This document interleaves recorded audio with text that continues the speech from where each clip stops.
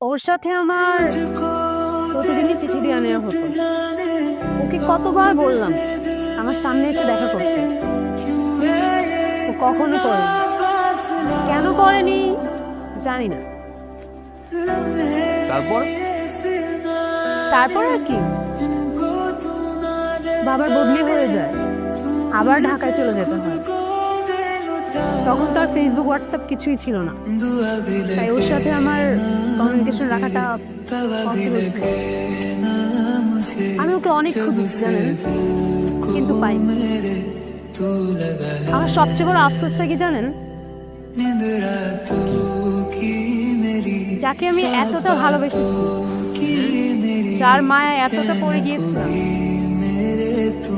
তাকে আমি কখনো দেখিনি।